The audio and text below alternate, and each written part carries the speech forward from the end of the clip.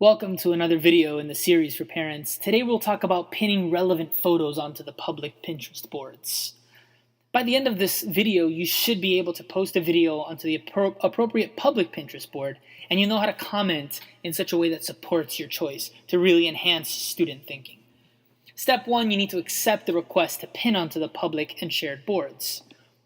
So if you look at your profile icon in the upper right-hand corner of Pinterest and click on the red highlighted button, you'll find the ability to accept something from me.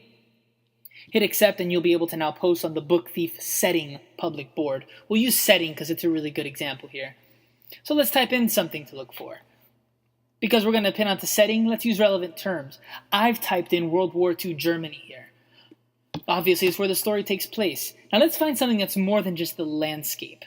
Let's find something that's going to hit the intellectual context of the time. Obviously, a great photo, a great painting, a Nazi hand stabbing a Bible. So here we have the option to pin it to the public board called setting. Step 3, as usual, let's add a clear explanation. Remember, we want students to evaluate, not just remember. Not just whose hand is this, but why is this relevant? So my comment here talks about Nazi sentiment towards books. I can see students clicking on this photo and really examining why it's appropriate for the text. Once it's pinned, let's check it as we usually do.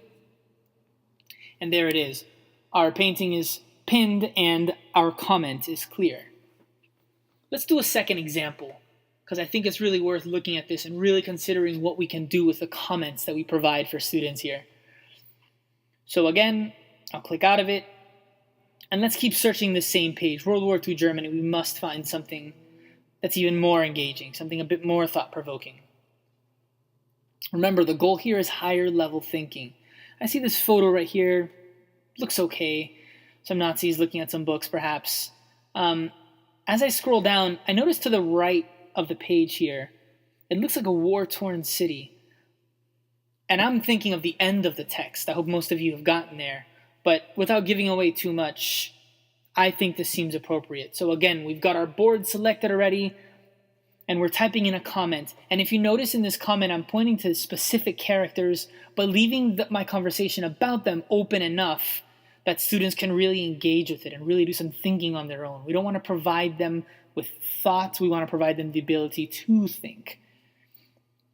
So let's go ahead and pin this.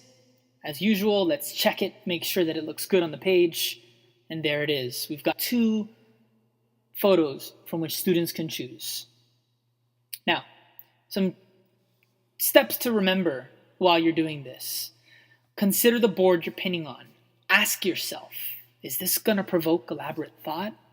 And how is this augmenting their experience with the book? In the next video, we'll look for better student interaction through keywords, through the use of the language of the standards, and how to make some really engaging text references. As always, I thank you for what you're doing to help our students truly achieve mastery.